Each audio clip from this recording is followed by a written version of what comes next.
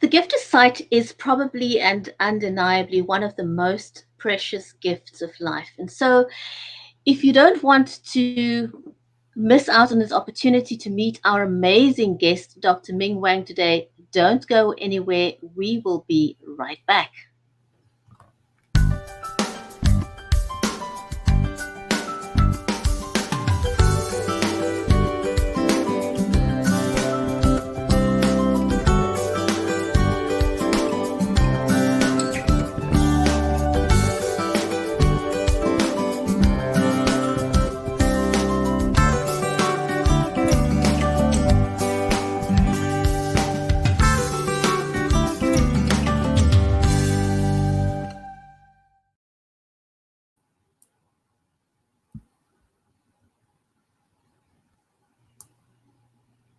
And a warm welcome to the Do Good Stuff live show. I'm your host, Brigitte Limbanda from Cape Town in South Africa. Today, we have an amazingly special guest. Dr. Ming Wang is passionate about helping people go from darkness to sight, both physically and spiritually. And he's made it his lifelong goal to help people recognize the freedom that we have and the importance of reaching common ground solutions. But before we bring on Dr. Wang, my amazing co-host is Mary Elizabeth Jackson. She's a special needs and disabilities advocate and the award-winning author of the Poolicious Children's Book series from Nashville. So do let us know where you are from. Mary, welcome to the show. Good morning. Oh, we're so excited to be here, and we are so excited to have Dr. Wang on the show. It's a real privilege and an honor, isn't it? Oh, yes, it absolutely, absolutely is. And so let's just go ahead and introduce Dr. Ming Wang to all of you because we don't want to waste any more time. There is so much precious information that we've got to share about Dr. Wang. So by way of introduction, Dr. Wang is the co-founder of the nonprofit Common Ground Network, dedicated to his lifelong mission to help people find common ground. As a teenager, Ming fought valiantly to escape China's Cultural Revolution, during which millions of innocent youth were deported to remote areas to face a life sentence of hard labor and poverty.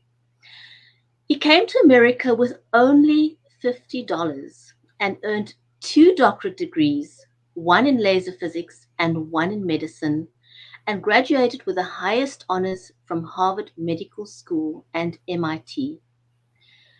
The Wang Foundation for Sight Restoration has helped patients from over 40 states in the US and 55 countries, with all sight restoration surgeries performed free of charge. Dr. Wang was named the Kiwanis Nashvilleian of the Year for his lifelong dedication to help blind orphan children from around the globe. And so, without any further ado, here is Dr. Wang himself. Hi. Hi. Hello, Mary. Hi, Brigitte. Welcome. Hi. We're so happy to have you here. Thank you. And thank you, Mary, for making the wonderful connection since we met. And thank you, Brigitte, for having me on your and Mary's show here. And the Do Good Stuff. You know, we are facing such a tremendous challenge, as we chatted a bit before the show, that with the pandemic, and lots of people out there from around the world all have this question: how can I keep it up? How can I fight this challenge? How can I overcome the difficulties? And where would that inspiration come from? Today, what I like to is to share a little bit of my story from darkness to light, and also my inspiration of dedicating my life to helping people find the common ground. And my goal is hopefully by sharing the story with you, everyone, and listening to the story and relating to part of your life and what you're going through now, that will help you, will inspire you, to encourage you, and for all of us to overcome this challenge now, and because better days ahead. Mm-hmm. So the show is all about you, our audience, is to help you. So as Bridget introduced early, that I have a quite interesting story. I'd like to share a little bit about that with you now. Next slide.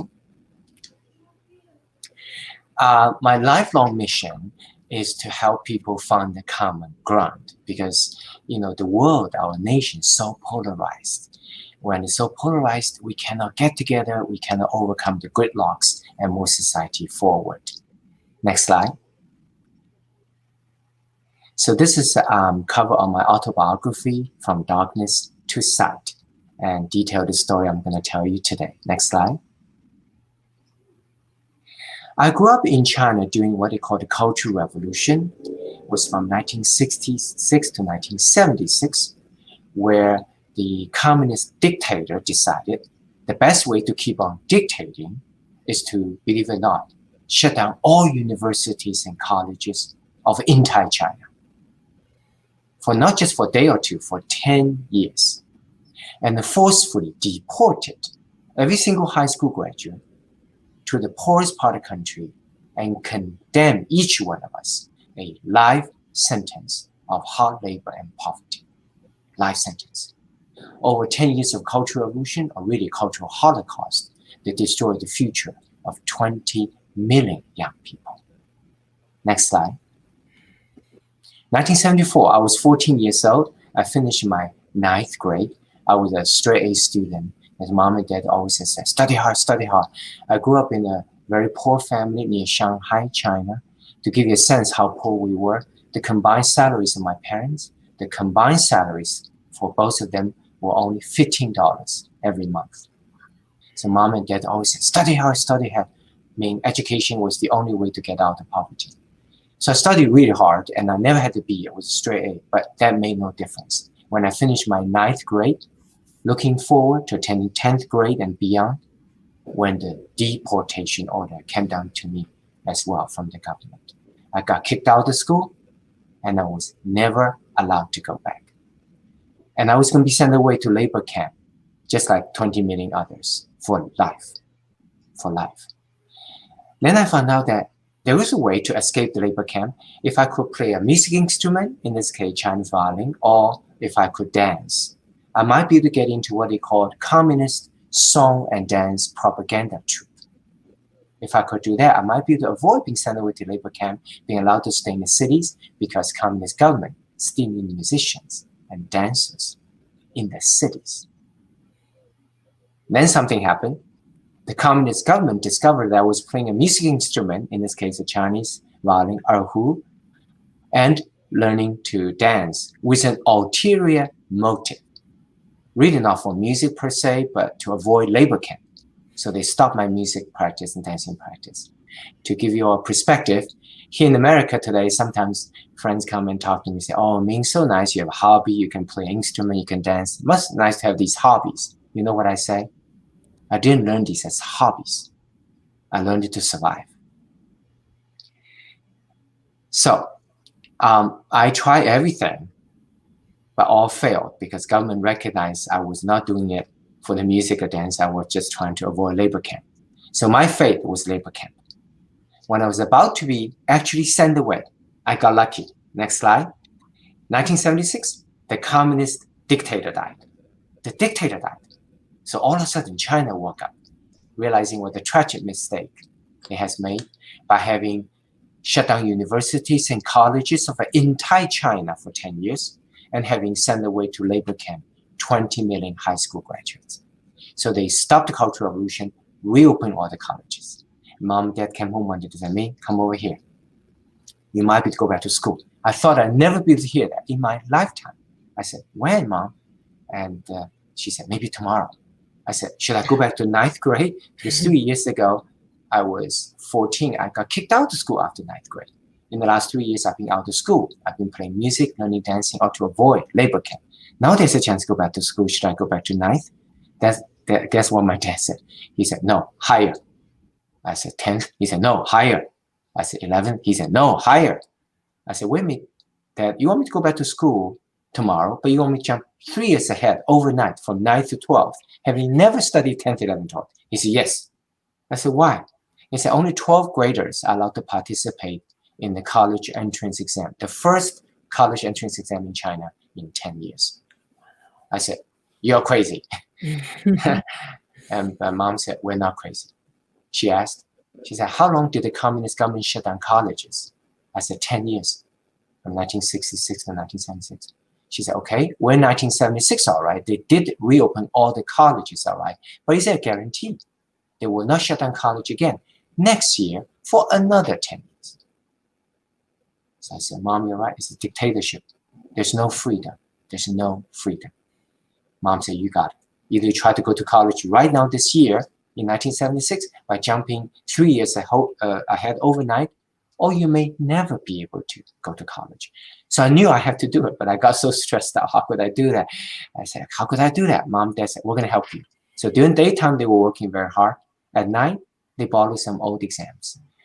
But we were so poor that, remember, the combined salaries of my parents every month, the combined salaries for both of them were only $15 a month. So we didn't have money to Xerox or anything like that. So what Mom and Dad did, they found little pieces of papers throughout the house, hand copied using pencils those questions onto this little piece of papers, and drilled me every night with these little pieces of papers containing those questions. They made me study 19, 20, 21 hours a day. I almost killed myself studying. My book, From Darkness to Light, talk about when I eventually made to the examination building, I almost collapsed from exhaustion. I did better get into college, all right, but I did not want to have anything to do with the dictators anymore. I've suffered enough. Next slide. So 1982 was $50 borrowed from a visiting American professor with a student visa. I was dropped at National Airport with the other two guys together, National Airport, Washington, D.C., with that $50 with a Chinese English dictionary, knowing no one in this country, could hardly speak English, but with a big American dream. Next slide. I had the good fortune of attending some of the wonderful schools in this country since then. Next slide. And these are the textbooks that I published over the years in cataract and LASIK surgery fields. Next slide. You know, 1985, I had the privilege of visiting President Ronald Reagan then in the White House. And it was President Reagan inspired me with this idea of common ground. He said, we are different nations, people from around the world. At the end of the day, it's the shared humanity of this, on the spaceship Earth. So from then on, I've been inspired to help people find the common ground. That's what's great about America. It's about freedom and the mutual respect. Next slide. I actually had a good time chatting with President Ronald Reagan then. Next slide.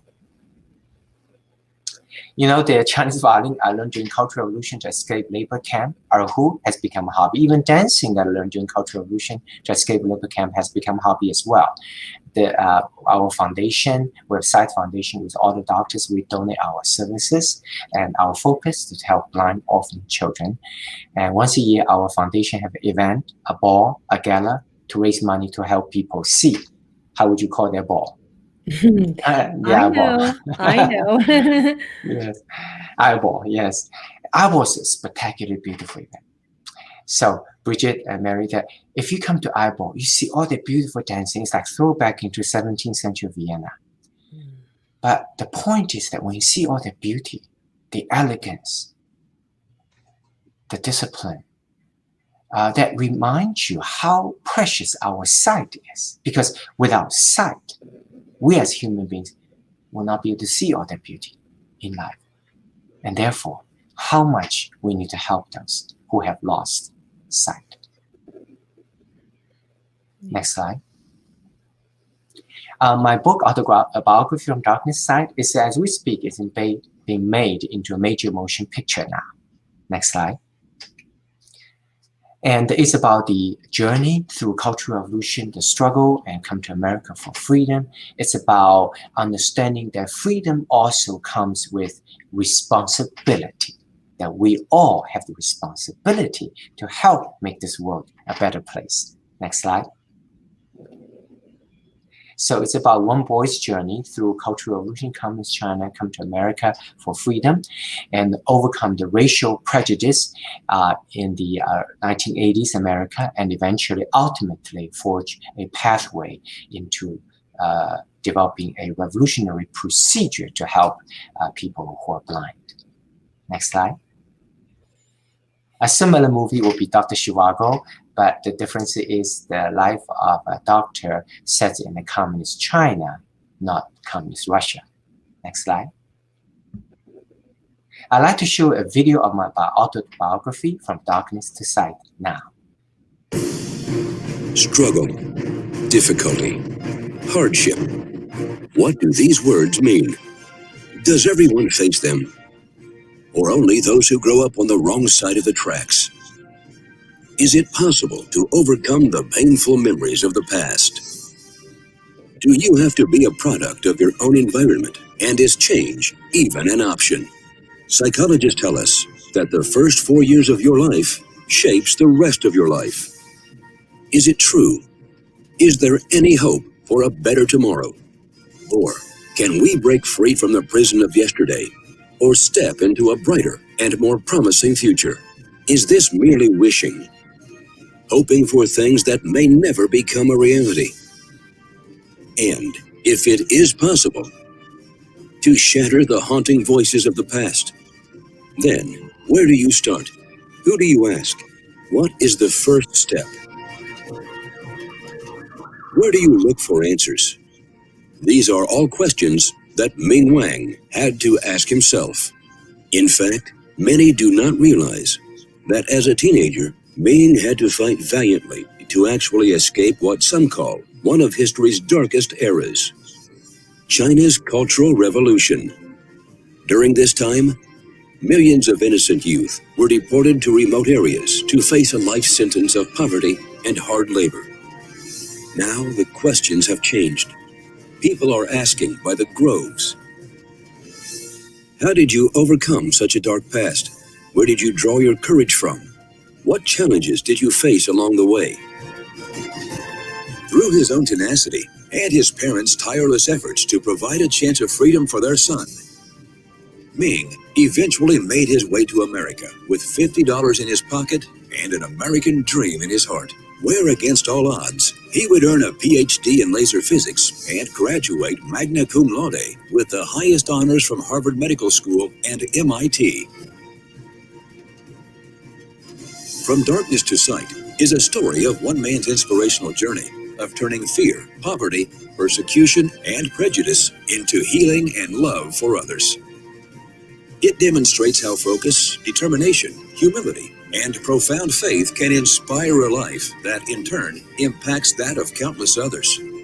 To order your copy of Dr. Wang's riveting autobiography, From Darkness to Sight, please visit www.fromdarknesstosight.com.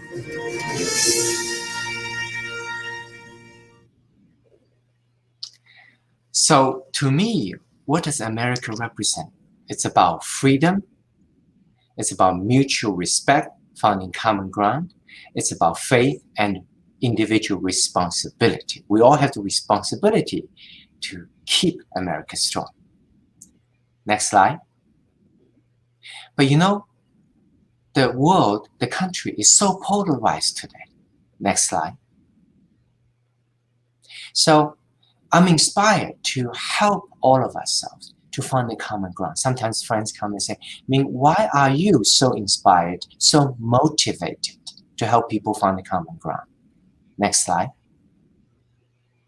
The reason that I'm motivated because I have suffered extreme polarization in the form of dictatorship. So I have been there, I've suffered. And I know that is not where to go. It is the depolarization, bring people together. That's how we move the society forward. Next slide. So I've been very inspired and dedicating my life to the cause of helping people find the common ground. However, most of us do know we do need to do that. But the question is how? How do we find the common ground? So I want to briefly outline a vision that I've had in terms of how to help us find the common ground. Next slide. We built a nonprofit organization called Common Ground Network. That is to learn from the common ground champions, people who in their lives have found the common ground, and then to distill the principles, the universally applicable methodologies, hopefully to then teach those methods to all of us so we can all apply these winning strategies to find the common grounds in our own lives, in our country. For example, who are those common grounds we're learning from, extracting methodology from? Nelson Mandela, Gandhi, Jesus Christ, Martin Luther King. For example, Nelson Mandela, I know that's where Bridget is right now, is South Africa. I don't know, some of you may have seen the movie Invictus. You know, that's a good example how you find the common ground in the formerly apartheid country when the freedom was given and the first democratic election elected black president, but it was such a divided, fragmented country. How do you get people together? How do you find a common ground that unites South Africa together? And in that case, the Invictus in that story is based on a real life story, and Nelson Mandela is the rugby. It's the sport of rugby because it's such a sport that represents the national pride of South Africa. And then by encouraging people aggregate together with this common ground, the rugby show that it can really, for the first time, bring the country together. So that's an example of common ground champion story. So our common ground network is to learn from these champions, to distill their methodologies, and then teach to the rest of us these methods. Next slide. So common ground, sometimes people say, oh, it just simply overlap or compromise. No. Common ground is a lot more than the existing similarities. To find the common ground, you have to get together. They exchange their communication, and with people often with the opposite opinion of you, that means they likely have a different life experience as you. This collaborative, co-creative process is very likely to produce new, previously unknown, unexpected, new common ground. It's the new common ground, the discovery of that previously unknown, that is what truly inspires us to go through this process to find a common ground. Next slide. This is an article I published recently about the virus. You know, there's lots of different views, different viewpoints, different strategies, and fragmented polarization. But in front of the virus, we as human beings have indeed found the common ground. What is that? That is this. In front of the virus, COVID-19, doesn't matter what our ethnicity, culture, background. We're all the same. We're all vulnerable. We really, as human beings, we have such a shared humanity on the spaceship Earth. We have no other choice but to find a way to work together. Next slide. I want to just very briefly show you a few slides about what I'm doing with the eye. And this is a picture of the eyeball. Next slide. And we actually know that the cell phone actually damages your eyes. So it's very important to get your eye checked to make sure cell phone is not prematurely aging your eyes. Next slide. And also we have the technology to treat the floaters now. Next slide. And these are the procedures we do today, basically from age 18 all the way to 107. That's the oldest patient I've done laser vision correction. And the LASIK smile implantable contact lens. In the COVID-19 time, you don't want to take out the contact lenses. So we put the contact lens literally inside your eyes. So you never need to remove it. Implantable contact lens. We have the Forever Young lens surgery to help those who are over age 40. That doesn't apply to you, Bridget and Mary. Okay, that applies to me. That over age 40, our arms getting shorter. You may not know. So for the longest time, we call that short arm syndrome. But now we have a very good procedure called Forever Young surgery to get rid of the distance and near vision and get rid of your reading glasses as well. For older folks, we have cataract surgery. And for the young patient, we have a SMILE, stands for small incision LASIK, small incision LASIK. And what we're going to do, Alana, is we're going to skip the next slide and both videos and go to the next slide.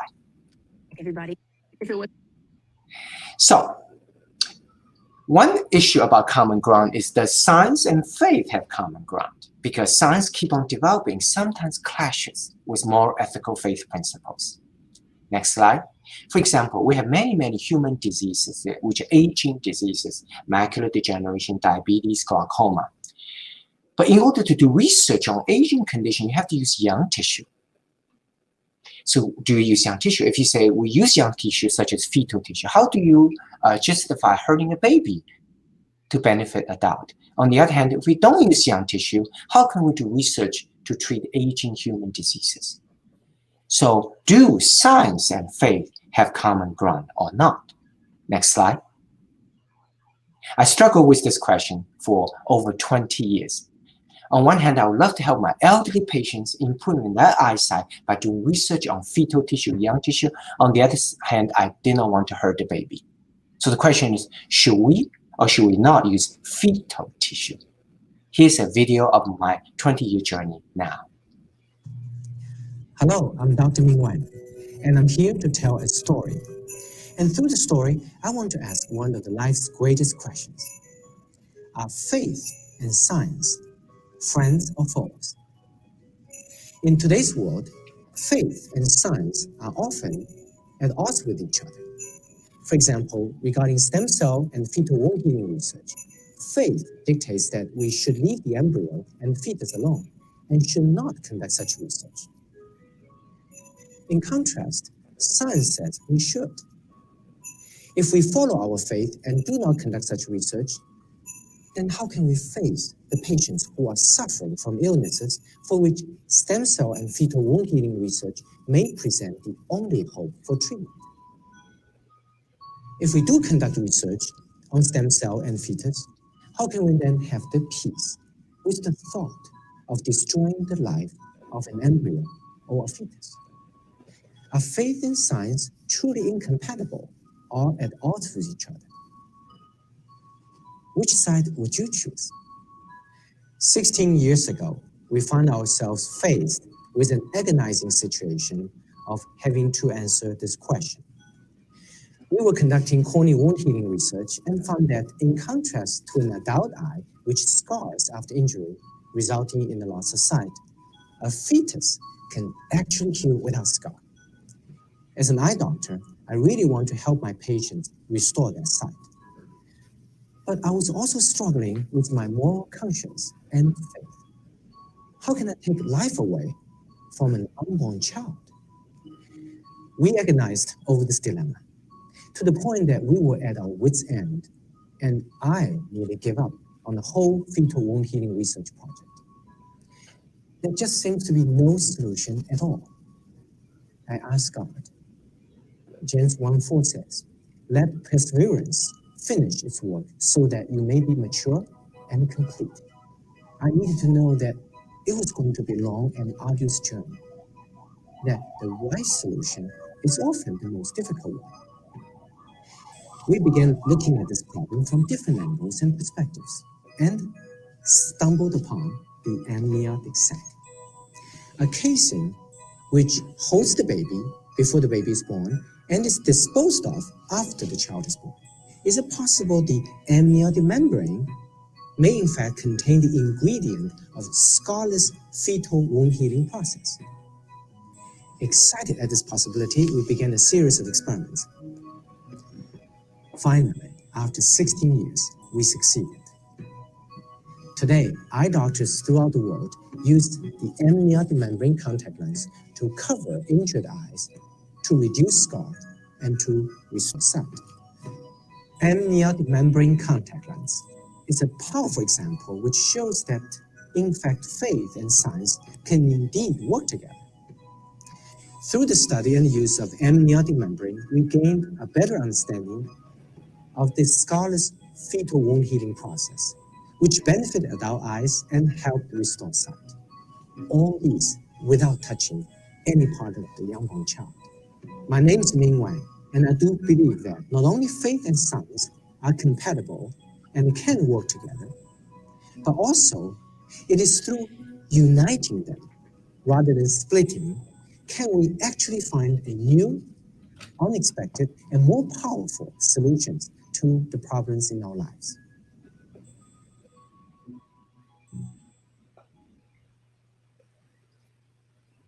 So that's what we do now. We wait until after the baby is born and take the placenta donated by the mother, and it's discarded anyway, the placenta, and bring the placenta back in the laboratory, bioengineer the placenta into placenta contact lens, and put these youthful healing placenta contact lenses onto older patients' eyes. So their eyes can heal like a baby. One placenta donated by one mother after giving birth to a child can be made into 100 little amniotic contact lenses. Therefore, have the potential to restore eyesight in 100 older adults. Next slide. And our foundation is to help blind orphan children from around the world. With all the doctors, we donate our services. I will show you one more video now.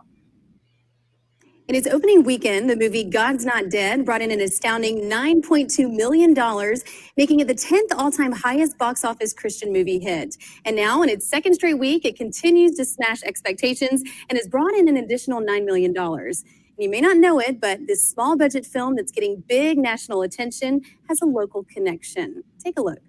This semester, I propose that we refuse to waste our limited time together debating the existence of the big man in the sky. Fill in the papers I've just given you with 3 little words. God is dead. I can't do what you want. I'm a Christian. It's the story of a college student who defends God in front of his atheist professor and classmates. One of his peers he influences is a character inspired by the life of a local doctor. The character Martin in the movie basically paralleled the life of my own. Pastor Rice actually texted me with a photo of Martin, and he said, "Okay, Ming, here's the guy who's going to play you." And I replied, I said, "Oh, at least he's better looking." What happens in Martin's heart is something Dr. Wang remembers well. So I grew up in China as atheist and during what they call Cultural Revolution. From 1966 to 1976, communist government decided the best way to govern is to destroy the future of all of these young people. His fate was a lifetime of hard labor and poverty, but a chance meeting with an American professor changed everything. In 1982, with $50 borrowed from him, with enough money borrowed from relatives, that enough for one-way airfare, that I was dropped out National Airport, Washington, D.C. With that $50, with a Chinese English dictionary, but with a big American dream in my heart. Ming worked hard and eventually was accepted into Harvard. There, a Christian professor took an opportunity to influence him. He took me out for lunch, and he said, "Ming, what's across the street?" I said, "That's a car." He said, "What's the difference between car and human brain?" I said, "Human brain is a lot more complicated." He said, "Okay, can you imagine a power of random piece of metal assemble itself into a car?" I said, "No way." He said, "How about human brain?" So right then, he opened a window in my life. I think Jesus is my friend. You think Jesus is God? I saw the truth and began opening myself to faith. And the same thing happened to Martin that opened himself. And there's some overlap of Joshua's character with me in the book as well. In a sense, the evidence that I talk about in the book, supporting the existence of God, these evidence, the words were, put into the mouth of Joshua, and he was the one who actually voiced and present these evidence. Dr. Wang says he finally figured out that science and faith work hand in hand. Science is about what things are, and faith is about why things are. Now, Dr. Wang's faith in Jesus Christ inspires everything he does. Just last year, he performed a miraculous surgery on a 15-year-old orphan from Moldova, Maria.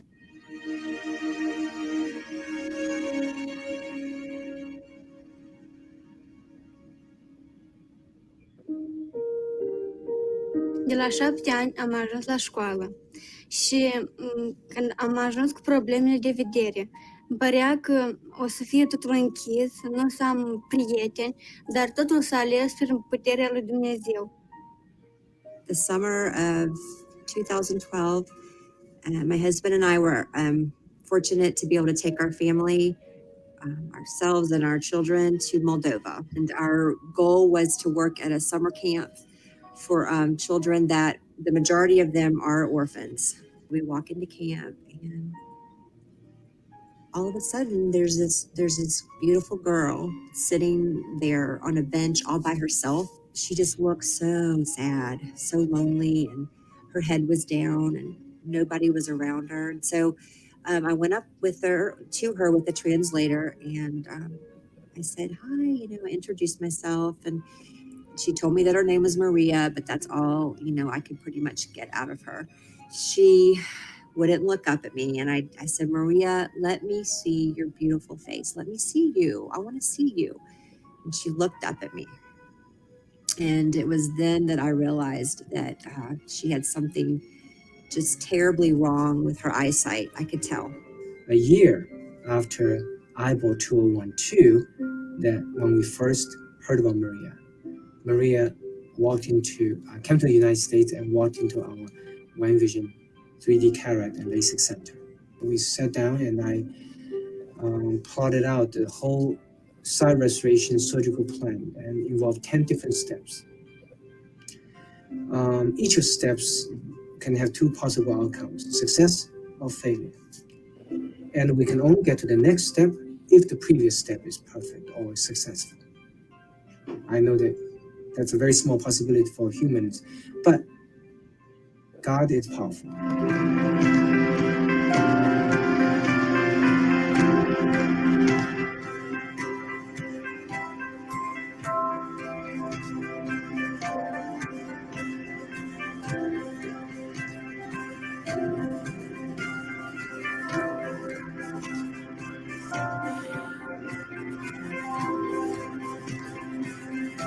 You got it. You got it.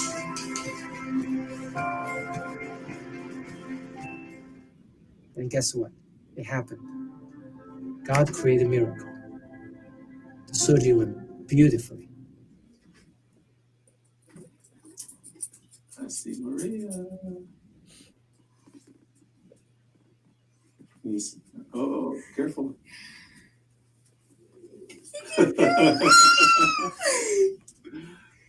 You see Casey? Look at Casey. Can you see me?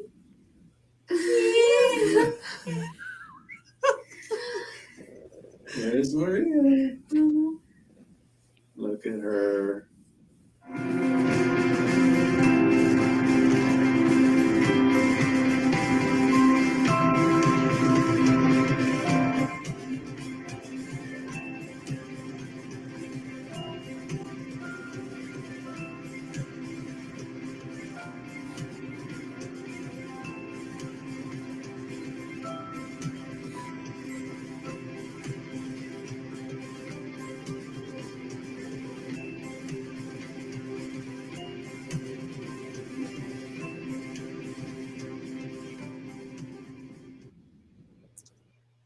So Maria's doing great right now. What a wonderful story. Next slide. In conclusion, I really have to appreciate the opportunity to be in the Do Good Stuff show today with all of you, the two beautiful young ladies, and Bridget and Mary.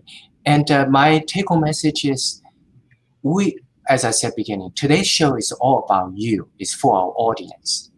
And in facing with such a challenge, the pandemic, the struggle, the economic struggle, the health struggle, we ask ourselves, where's the inspiration?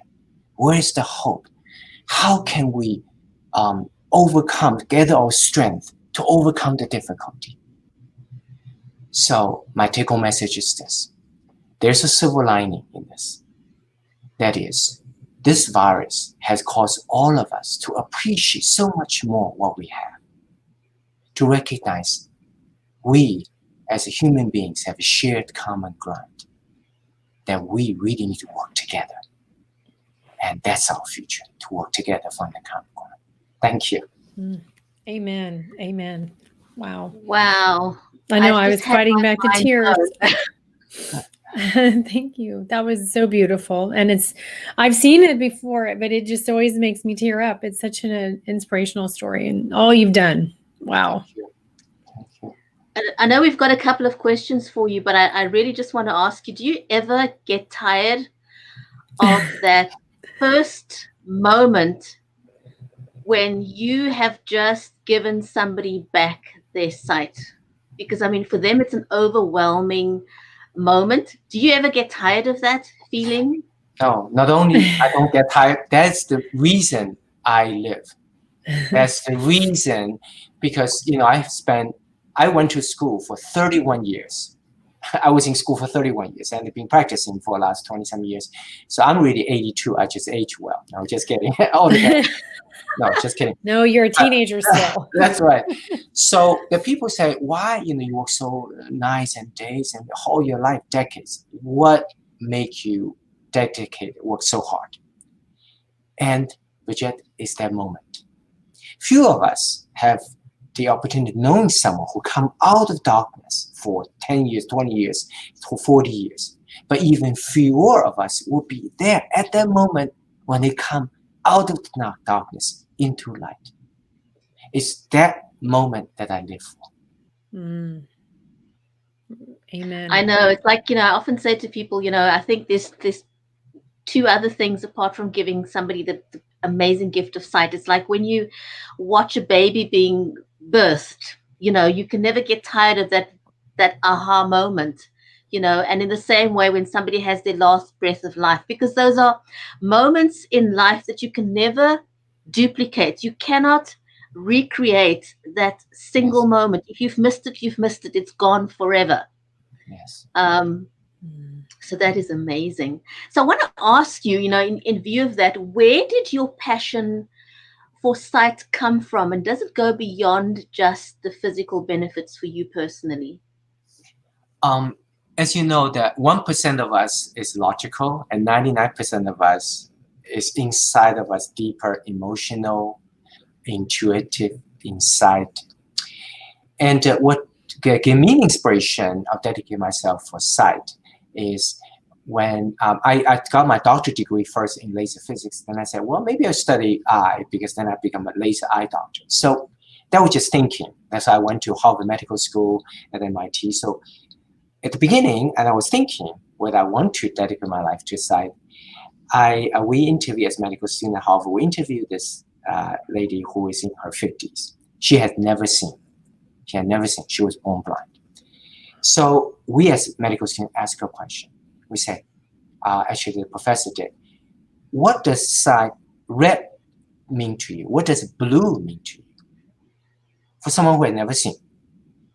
So her answer, I remember to this day. She said, red means to me something warm and fluffy. Blue, something cold and slippery. So she has replaced her absence vision sense with tactile temperature. At that moment, I realized that sight is such an indispensable part of human experience.